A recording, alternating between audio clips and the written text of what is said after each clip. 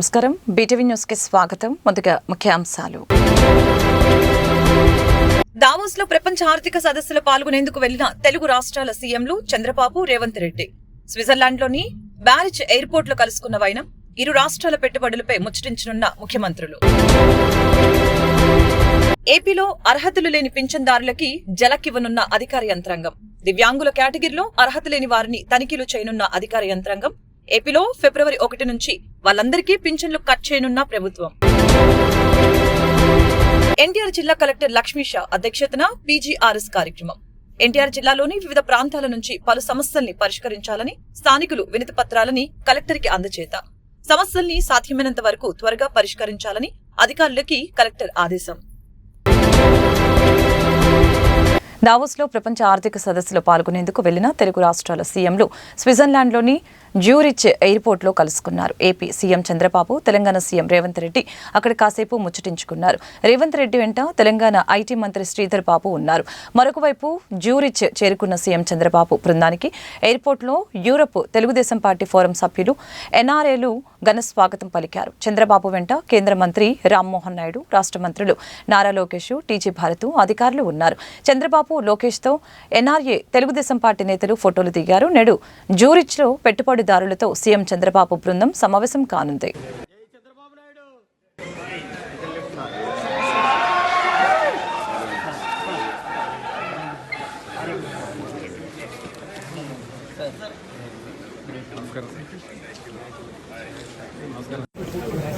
Good luck, sir.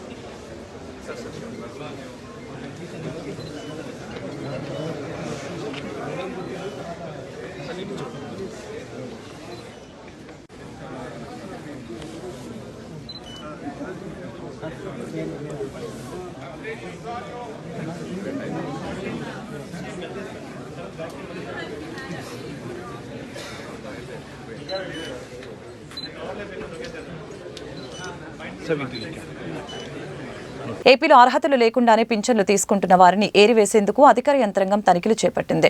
దివ్యాంగుల కేటగిరీలో అర్హత లేని వారిని గుర్తించి ఏపీలో ఫిబ్రవరి 1 నుంచి వాళ్ళందరికీ పింఛన్లు కట్ చేయనుంది. ఏపీలో అర్హతలు లేకుండా పింఛన్లు తీసుకుంటున్న వారిని ఏరిపరేసేందుకు అధికార యంత్రాంగం తనిఖీలు మొదలుపెట్టింది.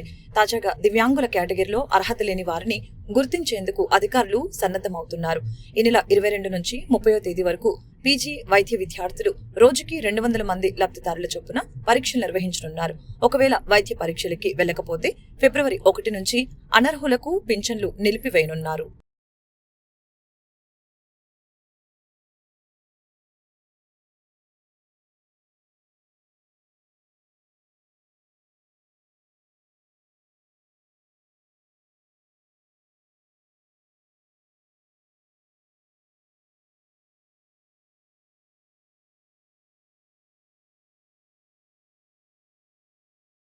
కలెక్టర్ కార్యాలయం పింగిలి వెంకయ్య సమావేశ మందిరంలో పీజీఆర్ఎస్ కార్యక్రమం ఎన్టీఆర్ జిల్లా కలెక్టర్ లక్ష్మీషా అధ్యక్షతన జరిగింది.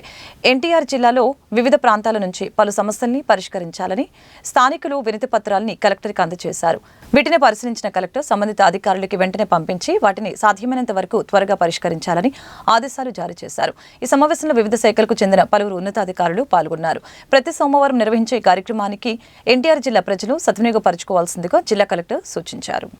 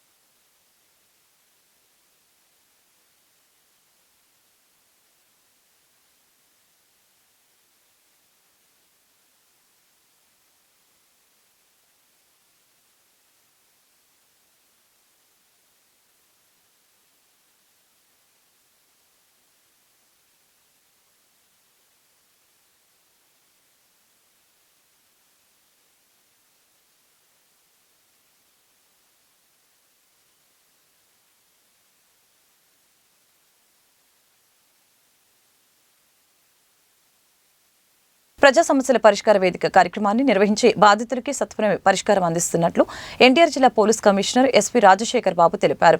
ప్రతి సోమవారం పలు శాఖలలో ప్రజాస్వామ్య సమస్యల్ని పరిష్కార వేదికగా నిర్వహించడం జరుగుతుందని చెప్పారు. ఈ నేపథ్యంలో పోలీస్ కమిషనర్ కార్యాలయం నందు ఎన్టీఆర్ జిల్లా పోలీస్ కమిషనర్ ఎస్పీ రాజశేఖర్ బాబు బాధితుల వద్ద నుంచి ఫిర్యాదులు స్వీకరించి అర్జీలను స్వీకరించారు. బాధితులతో మాట్లాడటంతో పాటుగా దివ్యాంగులు వృద్ధుల వద్దకు నేరుగా వెళ్లి వారి సమస్యల గురించి అడిగి తెలుసుకున్నారు. సంబంధిత అధికారులకు ఆదేశాలు జారీ చేశారు. సమస్యల్ని త్వరితగతిన పరిష్కరించాలని, ఫోన్ ద్వారా సంబంధిత పోలీస్ స్టేషన్ SHOలతో మాట్లాడి సత్వరమే చర్యలు తీసుకోవాలని ఆదేశాలు జారీ చేశారు. విజయవాడ శ్రీ దుర్గా మల్లేశ్వర స్వామి వారి దేవస్థానం నందు కొలువై ఉన్న శ్రీ కనకదుర్గ అమ్మవారిని దర్శించుకోవడానికి భక్తులు అధిక సంఖ్యలో తరలివచ్చారు. ఆదివారం సెలవుదినం కావడంతో వేకువజాము నుండే భక్తులు పుణ్యస్నానాలు ఆచరించి ఇంద్రకీలాద్రి అమ్మవారిని దర్శించుకున్నారు. 500 రూపాయలు, 300 రూపాయల లైన్లతో పాటు ఉచిత దర్శనం లైన్లు కూడా భక్తులతో కిక్కిరిశాయి. ఇంద్రకీలాద్రి అమ్మవారితో పాటుగా శ్రీ దుర్గా మల్లేశ్వర స్వామి వాళ్లను భక్తులు అధిక సంఖ్యలో దర్శించుకున్నారు. ఇంద్రకీలాద్రిపై కల సుబ్రహ్మణ్యేశ్వర స్వామి ఆలయం సైతం భక్తులతో కిటకిటలాడింది. భక్తుల రద్దీని దృష్టిలో పెట్టుకుని ఆలయ అధికారులు అన్ని ఏర్పాట్లు చేశారు.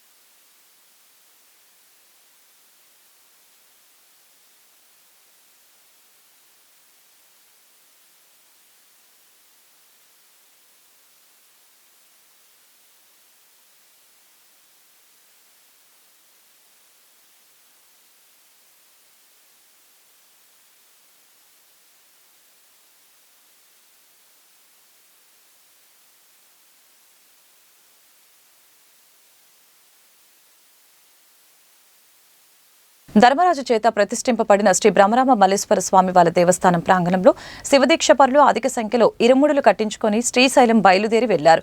శివదీక్షలు ముగింపు దశకు చేరుకున్నాయి. దేవస్థానం ఈవో నటరాజు షణ్ముఖం ఆదేశాల మేరకు ఆలయ అర్చక స్వామి లక్ష్మీ రాఘవేంద్ర శర్మ అత్యంత నియమనిష్టలతో శివదీక్ష పరులకి ఇరుముడులు కట్టారు. శివదీక్ష పరుల కుటుంబ సభ్యులతో వచ్చి ఆలయంలో కొలువై ఉన్న అమ్మవారు, స్వామివార్లు, ఇతర దేవతామూర్తుల్ని దర్శించుకున్నారు. అనంతరం ఇరుముడులు కట్టించుకుని ఓం నమః శివాయ, ఓం నమః శివాయ అంటూ పరమేశ్వరుని కీర్తిస్తూ ఇరుముడి శిరస్సుపై ధరించి శ్రీశైలం బయలుదేరి వెళ్లారు. ఉదయం ఆలయానికి వచ్చిన దీక్షాపరులకి దేవస్థానం సిబ్బంది స్వామివారి ప్రసాదం అల్పాహారం ఉచితంగా అందజేసింది. హర హర మహాదేవ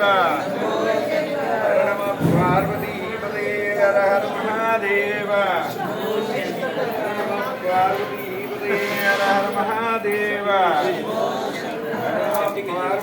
ఉదయ హర హర మహాదేవ పార్వతీ ఉదయ హర హర మహాదేవ హర నమ పార్వతీ ఉదయ హర హర మహాదేవ హర నమ పార్వతీ ఉదయ హర హర మహాదేవ. రానున్న రోజుల్లో ఒక్క గన్నవరం నియోజకవర్గం నుంచి యువతకు 50,000 ఉద్యోగాలు వచ్చే అవకాశం ఉందని గన్నవరం నియోజకవర్గ ఎమ్మెల్యే యార్లగడ్డ వెంకట్రావు తెలిపారు. నియోజకవర్గంలో 15,000 మంది నిరుద్యోగులకి ఉపాధి అవకాశాలు కల్పిస్తానని, లేని పక్షంలో రాజకీయాలలో కొనసాగనని చెప్పారు. అందుకు తగ్గట్లుగానే ఉద్యోగాల కల్పనకి పెద్దపీట వేస్తున్నట్లు తెలిపారు. ఉంగుటూరు మండలం ఆత్కూరు స్వర్ణ భారత్ ట్రస్ట్ లో నైపుణ్య శిక్షణ పొందుతున్న యువతి యువకులతో ఏర్పాటు చేసిన ముఖాముఖిలో మాజీ ఉపరాష్ట్రపతి వెంకయ్యనాయుడుతో కలిసి ప్రభుత్వ విప్ ఎమ్మెల్యే యార్లగడ్డ వెంకట్రావు పాల్గొన్నారు. ఈ సందర్భంగా యార్లగడ్డ మాట్లాడుతూ మహనీయులు జన్మించిన గడ్డ కృష్ణా జిల్లా అని, అలాంటి జిల్లా 7 నియోజకవర్గాలకి పరిమితమైందని ఆవేదన వ్యక్తం చేశారు. మల్లవల్లి పారిశ్రామిక వాడకి 420 పరిశ్రమలు వస్తున్నట్లు ఆయన తెలియజేశారు. మల్లవల్లి ఇండస్ట్రియల్ కారిడార్లో పరిశ్రమల స్థాపన కోసం 183 కంపెనీలు స్థలాలు కేటాయించాలని ఏపీఐఐసి అధికారులకి దరఖాస్తు చేసినట్లు తెలియజేశారు. నియోజకవర్గంలో 15,000 మంది నిరుద్యోగులకి ఉపాధి అవకాశాలు కల్పిస్తామని చెప్పారు. నియోజకవర్గంలో 15,000 మంది నిరుద్యోగులకి ఉపాధి అవకాశాలు కల్పిస్తానని, లేని పక్షంలో రాజకీయాలలో కొనసాగనని చెప్పానని, అందుకు తగ్గట్లుగానే ఉద్యోగాల కల్పనకి పెద్దపీట వేస్తున్నట్లు తెలిపారు.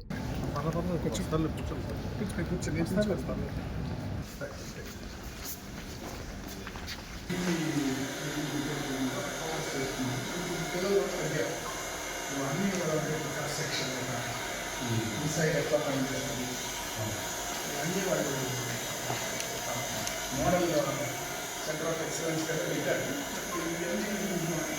టెక్నాలజీ ట్రేడ్ అవుతుంది. దాంతో కొంచెం పిల్లలు అంత ఇంట్రెస్ట్ చూపెట్టారు.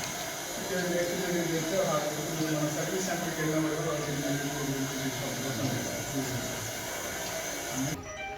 వీటి మీద అసలు ఎవరు పెద్దగా ఇంట్రెస్ట్ చూపెట్టట్లేదు. అందుకని చెప్పి దీన్ని కొంచెం ఏసీ రెఫ్రిజరేషన్ మెకానిజంకి కన్వర్ట్ చేసాం అనమాట. ఇదంతా కూడా వాళ్ళు రెఫ్రిజరేషన్ ఏసీ పక్కన ప్రాబ్లం తెలిస్తే అవన్నీ అక్కడక్కడ ప్లేస్ చేసి ఇమీడియట్గా ఏదైనా ప్రాబ్లం వస్తే వాళ్ళు అటెండ్ అయ్యారు. I can offer this lab 4 months అందుకని మీరు ట్రైనింగ్ చేసుకోండి. అంటే ఇప్పుడున్న వీళ్ళు ఇస్తున్న బ్యాచ్ ఈ నెల చివరికి అయిపోతుంది. అంటే whole month of February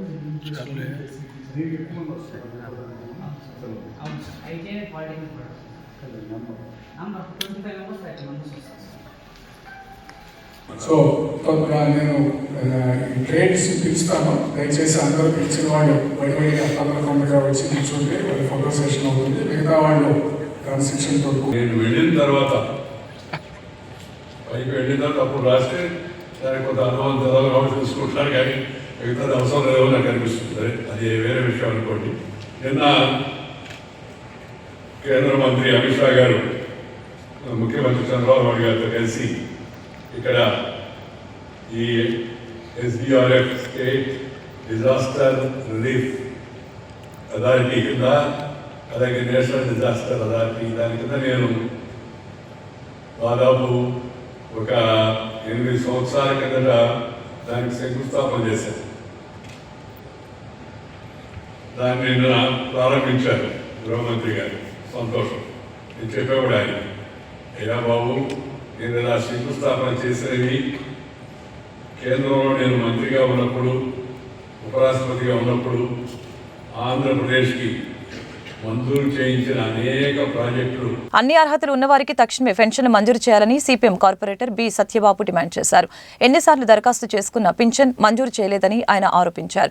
NDA కూటమి ఎన్నికలకు ముందు ప్రజలకు చేసిన వాగ్దానాలను అమలు చేయడం లేదని ఆయన విస్మరించారు. అన్ని అర్హతలు ఉన్న కొత్త పెన్షన్లు మంజూరు చేయడం లేదని సిపిఎం కార్పొరేటర్ బి సత్యబాబు ఆధ్వర్యంలో కలెక్టర్ కార్యాలయం వద్ద నిరసన కార్యక్రమం చేపట్టారు. ఈ సందర్భంగా సత్యబాబు మాట్లాడుతూ తక్షణమే రాష్ట్ర ప్రభుత్వం పెన్షన్లు మంజూరు చేయాలని చెప్పారు. ఎన్డీఏ కూటమి ఎన్నికలకు ముందు ప్రజలకిచ్చిన వాగ్దానాలని ఎందుకు అమలు చేయడం లేదని చెప్పారు. ప్రజలు ఓట్ల కోసం ఎన్డీఏ కూటమి మరొకసారి ప్రజల్ని మోసగించిందని చెప్పారు. విజయవాడ నగరానికి సంబంధించి వందలాది మందికి పెన్షన్ కోసం దరఖాస్తు చేసుకుంటే ఇంతవరకు వాటిని పరిశీలించకుండా అధికారులు నిర్లక్ష్యంగా వ్యవహరిస్తున్నారని అన్నారు. నిరంతరం ప్రజలను మోసగించేందుకే ఎన్డీఏ ప్రభుత్వం ప్రయత్నిస్తుందని చెప్పారు. పెన్షన్ అందరికీ మంజూరు చేయాలని సామూహికంగా సత్యబాబు ఆధ్వర్యంలో ప్రజలు కలెక్టర్కి దరఖాస్తులు అందజేశారు. అన్ని అర్హతలు ఉన్నవారికి తక్షణమే పెన్షన్ మంజూరు చేయాలని, లేకపోతే భవిష్యత్తులో ఆందోళన కార్యక్రమం చేపడతామని హెచ్చరించారు. ముఖ్యమంత్రి చంద్రబాబు నాయుడు గారు ఇది సంక్షేమ రాజ్యం, ఈ సంక్షేమ రాజ్యంలో ఎవరు కూడా ఏ పథకం అందకుండా ఉండడానికి వీల్లేదని మాటలు అయితే బాగా చెప్తున్నారు. చేతల్లో చూస్తే 7 నెలలు అవుతుందండి, ఒక్క పెన్షన్ ఎంతవరకు రిలీజ్ చేయలే. మరి ఈలోపు పెన్షన్లకు పెట్టుకునే వాళ్ళు చనిపోతున్నారు. పెన్షన్ రావట్లేదని దిగులుతో అనేక మంది మనోవేదంతో మరణిస్తున్నటువంటి పరిస్థితి.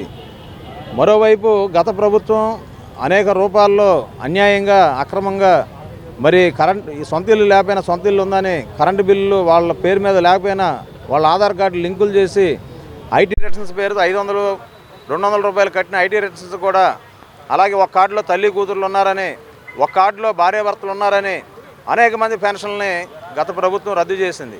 ఈ ప్రభుత్వం ఏమన్నారు, మేమందరికీ పెన్షన్లు ఇస్తామన్నారు. మరి 7 నెలలు అవుతున్నా ఎందుకని పెన్షన్లు ఇవ్వట్లా? అంటే మనుషులు చనిపోతే తప్ప పెన్షన్లు ఇవ్వరా ముఖ్యమంత్రి గారు? ఈరోజు మీ మేనిఫెస్టో సంబంధించి స్వయంగా మీరు చెప్పింది విజయవాడ మరి ఎంపీ గారి నుంచి కూడా వచ్చింది, బీసీలకి 50 సంవత్సరాలకి పెన్షన్ ఇస్తామని చెప్పి ప్రకటించారు. మరి 7 నెలలు అవుతున్నా ఎందుకని మీరు దీని మీద స్పందన లేదు? అంటే బీసీలు అంటే ఓటు బ్యాంక్గా మీరు చూస్తారు తప్ప పెన్షన్ ఇవ్వడానికి అర్హులు కాదా? ఓట్లు వేయించుకునే ముందు బీసీలు అని మాటలు చెప్పి ఇప్పుడు ఓట్లు వేసిన తర్వాత బీసీలు పెన్షన్ గురించి 50 సంవత్సరాలు వచ్చిన తర్వాత పెన్షన్లు ఇవ్వడానికి మీరు ఎందుకని మాట దాట వేస్తున్నారు? దీని గురించి ఎందుకు పట్టించుకోవట్లేదు అనేది ఈరోజు పెన్షన్దారులు పదే ఈరోజు గ్రీవెన్స్ సెల్కి వస్తున్నారు, అప్లికేషన్లు ఇస్తున్నారు, కానీ పరిష్కారం జరగట్లా. ఎంతకాలం ఇలాగా? అలాగే మరి గత ప్రభుత్వంలో ఒంటరి మహిళలు 35 వయసుని 50 సంవత్సరాలకు పెంచేశారు. కాబట్టి ఇప్పుడు నూతన ప్రభుత్వం వచ్చి 7 నెలలు అవుతుంది. వాళ్ళు ఇచ్చిన వాగ్దానాలు అంటే బీసీలకి 50 సంవత్సరాలకే నేను పెన్షన్ ఇస్తాను, అలాగే వికలాంగులకి, వృద్ధులకి, వితంతువులకి పెన్షన్లు ఇస్తామని చెప్పి ఇంత అన్నారు. ఇప్పుడు 7 నెలలు అవుతుంది, ఇంతవరకు ఒక్క పెన్షన్ ఇవ్వాల. ఈ 50 సంవత్సరాల వాళ్ళకి అలాగే పెన్షన్ ఇవ్వాలి. రద్దు చేసిన పెన్షన్లు చాలామంది కరెంటు బిల్లు సాకు చెప్పి ఎస్పీ తర్వాత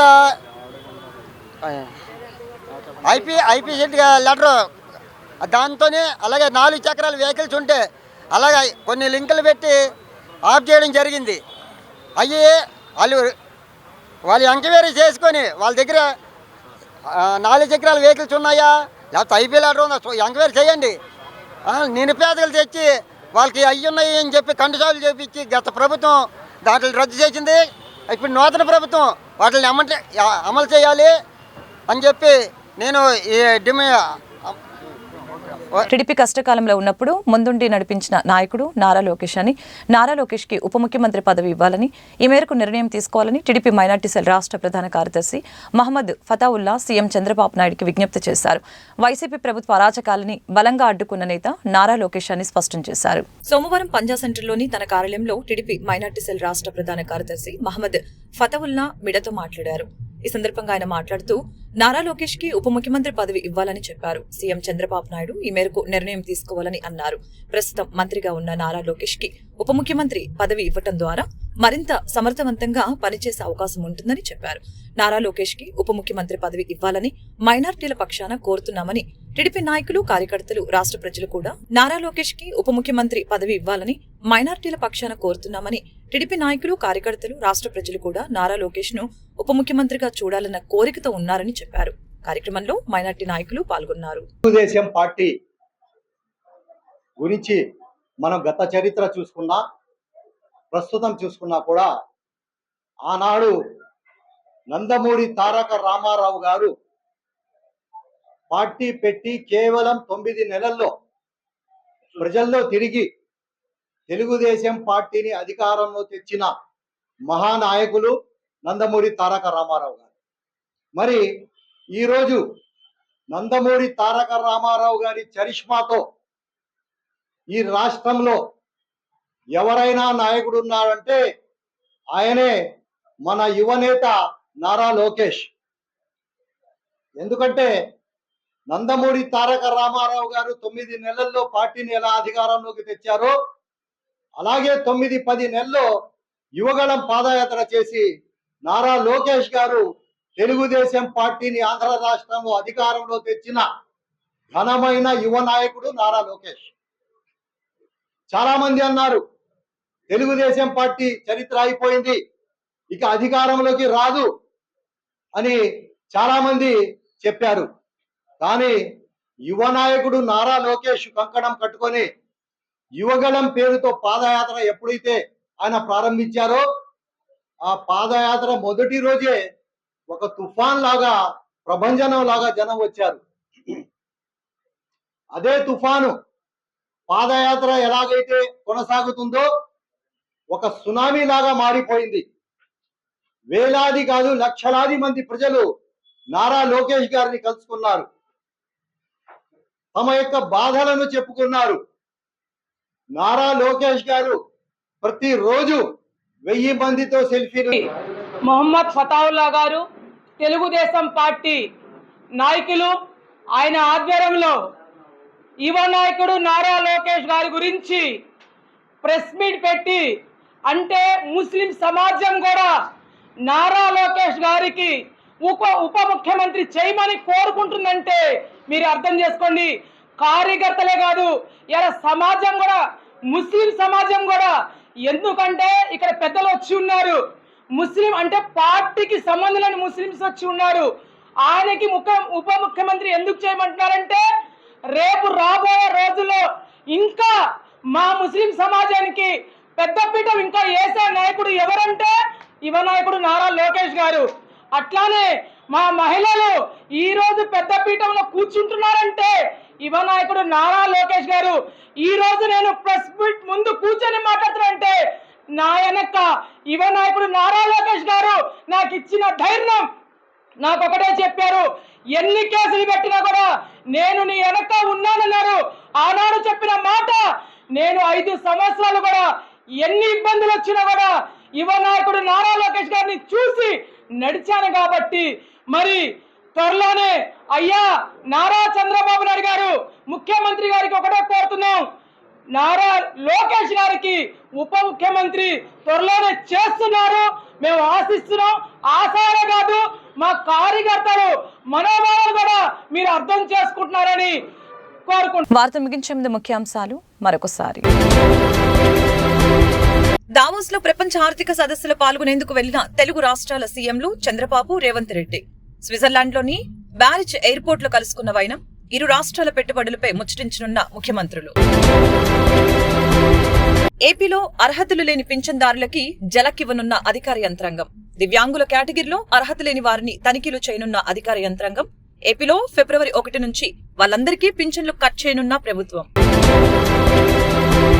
ఎన్టీఆర్ జిల్లా కలెక్టర్ లక్ష్మీషా అధ్యక్షతన పీజీఆర్ఎస్ కార్యక్రమం. ఎన్టీఆర్ జిల్లాలోని వివిధ ప్రాంతాల నుంచి పలు సమస్యల్ని పరిష్కరించాలని స్థానికులు వినతి పత్రాలని కలెక్టర్కి అందజేత. సమస్యల్ని సాధ్యమైనంత వరకు త్వరగా పరిష్కరించాలని అధికారులకి కలెక్టర్ ఆదేశం. ఈ వార్తలు ఇంతటితో సమాప్తం. మరొక బులెటిన్ మళ్ళీ కలుద్దాం. నమస్కారం.